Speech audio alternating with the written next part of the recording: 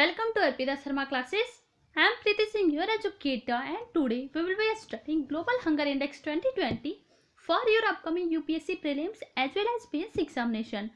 The PDF of this lecture will be uploaded on our Telegram channel Simplifying UPSC with Ease, and the link is given below in the description box.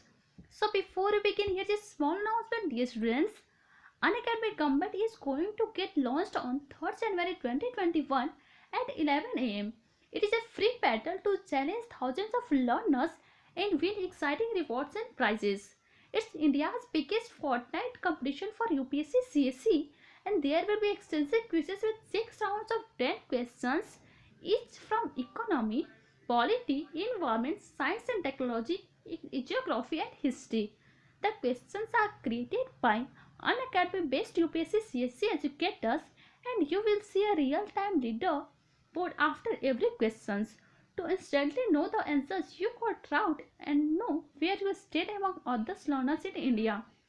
Also, detailed video solutions after every contest so that you get it right the next time. So don't miss this opportunity. Hurry up and enroll now. Link is given below in the description box. Now question comes in our mind, how to enroll in the quizzes for free. For this, first of all, download the Unacademy Learning app. Sign in or register yourself on the app and select the goal as UPSC CSE and click on the link above and then enroll. When prompted, please enter code ARPITA10 to activate your free plan. So don't miss this opportunity and enroll now. Now let's move towards our topic, that is Global Hunger Index 2020.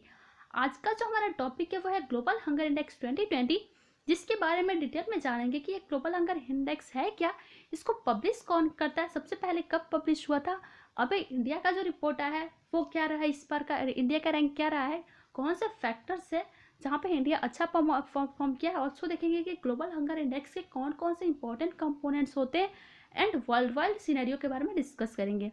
तो सबसे पहले समझते हैं कि आखिर ये global hunger index होता क्या है। ये जो ग्लोबल हंगर इंडेक्स है ये एक टूल है जो कि हंगर को मेजर और टैकल करता है at the global level, regional level and national level.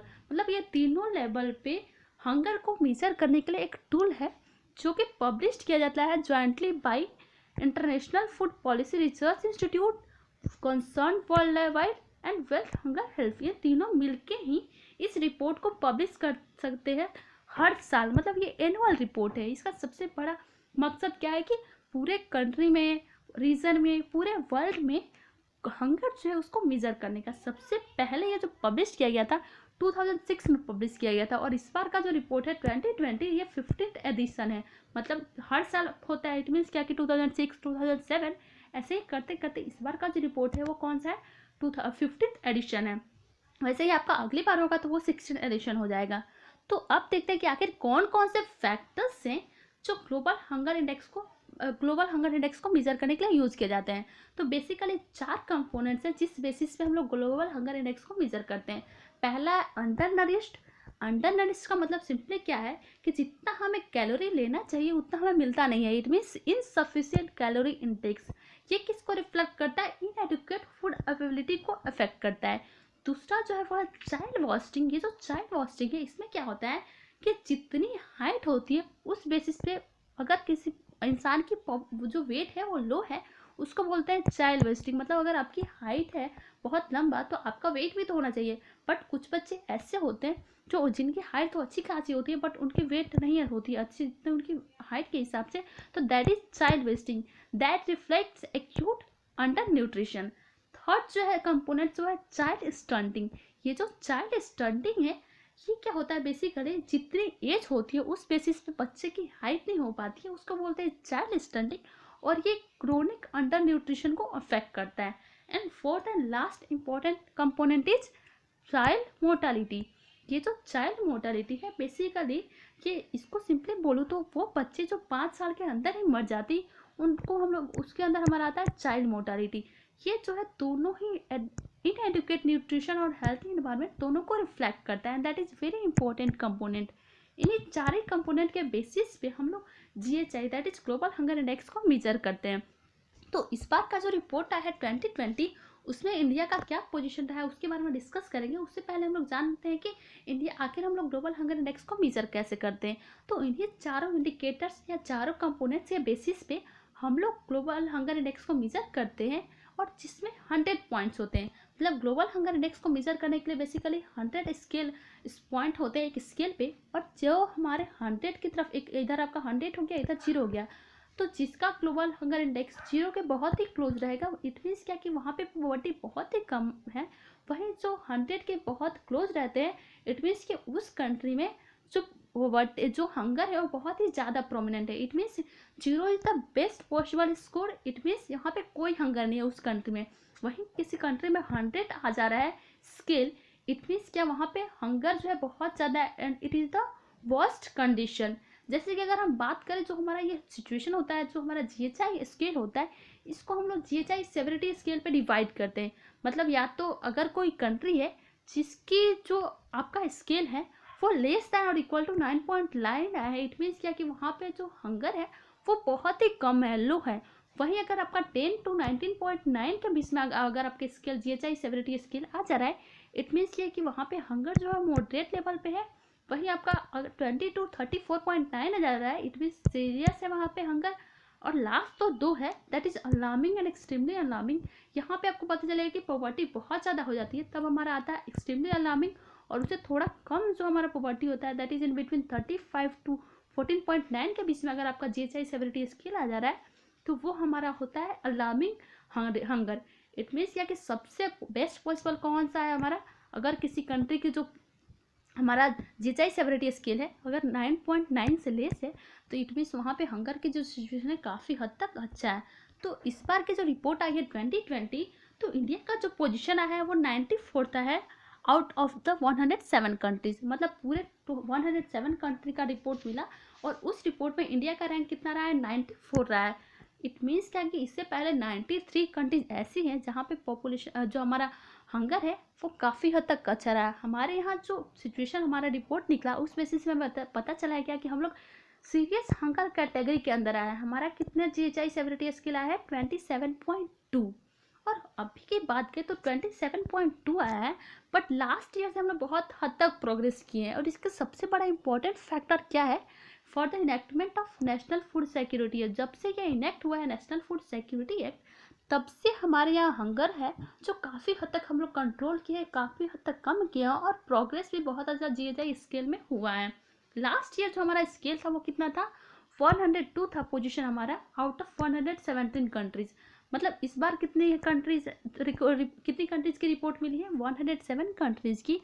और लास्ट ईयर कितनी कंट्रीज थी, 117 थी, जिसमें से हमारा पोजीशन 102 था, और इस बार हमारा पोजीशन 94 रहा है। और इम्पॉर्टेंट चीज़ हमें याद रखना है क्या कि इस बार जो इंडिया का जीएचआई रैंक आया है, इससे हमें पता चला है कि जो हमारे नाइबरिंग कंट्रीज हैं जैसे कि चाइना, श्रीलंका, नेपाल, बांग्लादेश, म्यांमार, पाकिस्तान, इनका पोजीशन काफ़ी बेटर है एज कम्पेयर टू इंडिया। अगर हम लोग अफगानिस्तान को छोड़ दें तो बाकी जो कंट्रीज हैं वो हमसे अच्छा उनका रैंक है। जैसे कि अगर आप चाइना का रैंक ले लें या श्रीलंका का रैंक ले लें, तो आपको पता चलेगा कि सारे 94 से बहुत ही कम हैं। और यहाँ पे स्केल की भी बात करें तो स्केल में आपको पता चलेगा कि चाइना जो है, इसका जो हंगर इंडेक्स जीएचआई है वो लेस दैन 5 पाया है इसका स्कोर। वहीं आप श्रीलंका की बात करें, नेपाल की बात करें, या इवन पाकिस्तान की बात करें, तो इसका भी जीएचआई स्कोर जो है इंडिया से कम ही आया है। मीन्स यहाँ पे हंगर जो है बहुत ही कम है। वहीं आप बात करें इंडिया में, तो इंडिया में देखेंगे ये 27.2 है। मतलब हम लोग एक अफगानिस्तान को छोड़ के बाकी सारे कंट्रीज के साथ हम लोग बहुत ज़्यादा प्रॉब्लम में फेस कर रहे हैं। वही पिछली बार की जो सिनेरियो थी उसमें इंडिया काफ़ी अच्छा परफॉर्मेंस था, मतलब बाकी कंट्रीज से। बट इस बार का जो कंडीशन है, जिससे हमें पता चलेगा कि इंडिया की जो जीएचआई है वो बहुत ही ज़्यादा है as compare to other neighbouring countries.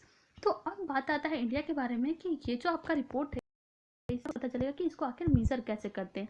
तो किसी भी कंट्री के जीएचआई स्केल को जानने के लिए हम लोग दो मतलब उसका जो जीएचआई स्कोर है लास्ट ईयर का, उसको कंपेयर नहीं करते हैं। हम लोग कुछ पिछले साल के ले लेते हैं। जैसे कि इस बार मान लीजिए 2020 का हमारा जीएचआई स्कोर आया है, तो इसको हम लोग कंपेयर कर सकते हैं 2000, 2006 एंड 2012 से। और इससे हम लोग पता कर सकते हैं कि आखिर हमारा जो जीएचआई परफॉर्मेंस रहा है पूरे टाइम वो किस तरह का रहा है, मतलब 2020 में कैसे रहा है। तो इस बार का जो रिपोर्ट आया है 2020 में, उससे हमें पता चला कि हमारे यहाँ की 14% जो पॉपुलेशन है वो अंडर नरिश्ड है। मतलब इस बार का आप देखेंगे अंडर नरिश्ड जो है, बेसिकली अंडर नरिश्ड कौन से हैं आपके, ये रेड वाला जो रिप्रेजेंट कर रहा है वो अंडर नरिश्ड है। तो 14% हमारा अंडर नरिश्ड है। वही आपका जो 17.3 है वो चाइल्ड वास्टिंग है। मतलब चाइल्ड वास्टिंग जो है वो कितनी आई है, 17.3% आई है। एंड चाइल्ड स्टंटिंग जो है वो 34.7% आया है।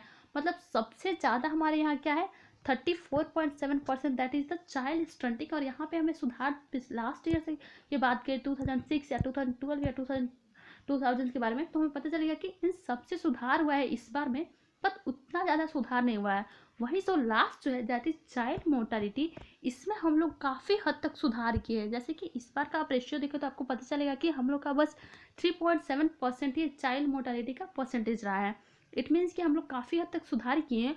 और इसका सुधार करने का सबसे बड़ा रीज़न क्या है, यहाँ पे जो हमारा चाइल्ड मोर्टालिटी में सुधार हुआ है, इसका सबसे बड़ा रीज़न क्या है कि जो अभी बच्चों की बहुत कम उम्र में डेथ हो जाती थी due to trauma, neutral infections, pneumonia, diarrhoea, इन सब की वजह से अभी डेथ कम हो गई है। और इस वजह से हमारे यहाँ चाइल्ड मोर्टालिटी जो है वो भी कम हो गया है। ऐसा नहीं कि चाइल्ड मोर्टालिटी जो है सिर्फ ये बीमारियों की वजह से ही होता है, कुछ अदर फैक्टर्स भी हैं जिसकी वजह से चाइल्ड मोर्टालिटी किसी भी कंट्री में बहुत ज़्यादा होता है। जैसे कि अगर आप इंडिया की बात करें तो चाइल्ड मोर्टालिटी जो है बहुत इंक्रीज, अभी भी इंक्रीज कर रहा है। इसका अलग रीजन्स भी है, जैसे कि प्री मैच्योरिटी और लो बर्थ वेट। मतलब बच्चे जो पैदा होते हैं तो उनकी वेट बहुत ही कम होती है, या बहुत जैसे 9th मंथ से पहले ही वो जन्म ले लेते हैं, तो उस वक्त जो उसकी वजह से भी चाइल्ड मोर्टालिटी बहुत ज़्यादा होता है। और स्पेशली ये जो पुअरर स्टेट्स हैं या जो रूरल एरियाज है वहाँ पे दिखता है। तो अब क्वेश्चन आता है कि क्यों वहाँ पे हमें प्री मैच्योरिटी और बर्थ वेट जो है बहुत कम दिखाई दे रहा है। तो इसका सबसे बड़ा रीज़न यही है कि जैसे कि उनके जो बेसिक न्यूट्रिशन उन्हें मिलना चाहिए वो सारी चीज़ें नहीं मिल रही है, उनको हेल्थ फैसिलिटी नहीं मिलता है, जिसकी वजह से बहुत ज़्यादा चाइल्ड मोर्टालिटी जो है रूरल एरिया जो होती है या पूरर स्टेट्स है वहाँ पे दिखाई देता है। तो अब इनको सुधार कैसे सकते हैं, तो इनका सुधारने का अलग अलग फैक्टर्स हैं। जैसे कि हम उनको न्यूट्रिशन प्रोवाइड करा सकते हैं, एजुकेशन प्रोवाइड दे सकते हैं, उनको एनीमिया से प्रोटेक्ट करने के लिए हम लोग अलग अलग स्टेप्स ले सकते हैं। So this is scenario of India. और इसको कंपेयर करने के लिए हम लोग कैसे कंपेयर किए हैं, 2000 से 2006 से 2012 से तब 2020 को लेके कंपेयर किया, जिससे हमें पता चला है कि काफ़ी हद तक हमारे यहाँ सुधार हुआ है। और सबसे बड़ा सुधार किसकी वजह से हुआ है, नेशनल फूड सिक्योरिटी एक्ट की वजह से ही हुआ है। अब हम लोग वर्ल्ड वाइड सिनेरियो देखते हैं कि पूरे वर्ल्ड वाइड सिनेरियो क्या आ रहा है। अभी हमें इंडिया का तो पता चलेगा कि इंडिया जो रैंक है, इंडिया का रैंक कितना रहा है, 94th रहा है। तो इंडिया इस बार का जो रिपोर्ट आया है पूरे वर्ल्ड की रिपोर्ट में, तो कुछ कंट्रीज ऐसी थी जिनका हमें रिपोर्ट नहीं मिला है, कुछ उनका डाटा नहीं मिला है, जिसकी वजह से उनके बारे में हम लोग नहीं बता सकते। बट कुछ कंट्रीज के जो रिपोर्ट मिले हैं, कुछ डाटा मिले हैं, उस बेसिस से पता चला है कि जो हमारा एवरेज हंगर है वो मॉडरेट लेवल के अंदर आए हैं हम लोग। और कुछ ऐसे भी कंट्रीज हैं जो सीरियस कैटेगरी के अंदर आए हैं, जैसे कि जो साउथ एशिया है या अफ्रीका, जो हमारा सहारा का अफ्रीका, साउथ अफ्रीका है, वहाँ पे हमें पता चला है कि वहाँ पे जो हमारा GHI स्कोर है वो हम लोग सीरियस के अंदर आ गए हैं। मतलब इंडिया भी उसी के अंदर आएगा, आप बोल सकते हैं सीरियस के अंदर आएगा, 27.2 है। तो अब आता है क्वेश्चन कि इसका सबसे बड़ा रीज़न क्या है। तो इसका सबसे बड़ा रीज़न बोल सकते हैं कि लोगों को प्रॉपर फूड नहीं मिल रहा है, न्यूट्रिशन नहीं मिल रहा है, जो अंडर नरिशमेंट है या फिर चाइल्ड स्टंट है, चाइल्ड वास्टिंग है, ये बहुत ही ज़्यादा प्रोमिनेंट है इन सारे कंट्रीज़ में। इवन कुछ कंट्रीज ऐसी हैं जो कि अलार्मिंग कैटेगरी के अंदर आई है 2020 रिपोर्ट के बेसिस पे, जैसे कि चाद, टिमोर लेस्टे, सागर, ये 3 कंट्रीज ऐसी हैं जो अलार्मिंग कंट्रीज के आई हैं। एंड इम्पॉर्टेंट थिंग क्या रखना है कि इस बार का जो रिपोर्ट है उसमें कोई भी कंट्री जो है एक्सट्रीमली अलार्मिंग के अंदर नहीं आई है। बस कुछ 3 कंट्रीज ऐसी हैं जो हमारे अलार्मिंग कैटेगरी के अंदर आ गई हैं, वो भी शायद अपकमिंग ईयर्स में इसमें प्रोग्रेस दिखाई देगा। एक इम्पॉर्टेंट चीज़ हमें यहाँ पे इस बार के रिपोर्ट से क्या पता चला है, पूरे वर्ल्ड वाइड जो रिपोर्ट हमें मिला है कि हम लोग का जो गोल है जीरो हंगर का, कि हम लोग जो हमारा सेकंड सस्टेनेबल डेवलपमेंट गोल है, जहाँ पे हम चाहते हैं कि जीरो हंगर 2030 तक अचीव कर लें, शायद वो हम अचीव नहीं कर पाएंगे, क्योंकि ऑलमोस्ट 37 कंट्रीज ऐसी हैं जो कि शायद वहाँ पे लो हंगर तक भी वो ना पहुँच पाए।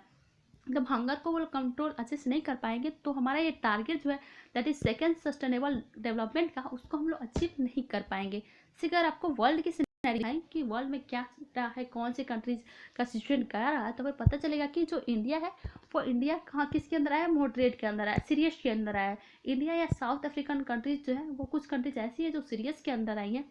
वहीं आप देखेंगे कि ये बहुत सी कंट्रीज ऐसी हैं जिनका कोई भी हमें डाटा नहीं मिला है, जैसे कि आपका नॉर्थ अमेरिका या ऑस्ट्रेलिया, वहाँ से हमें कोई डाटा नहीं मिल पाया है जिसके बेसिस पे हम उनके बारे में नहीं बता सकते।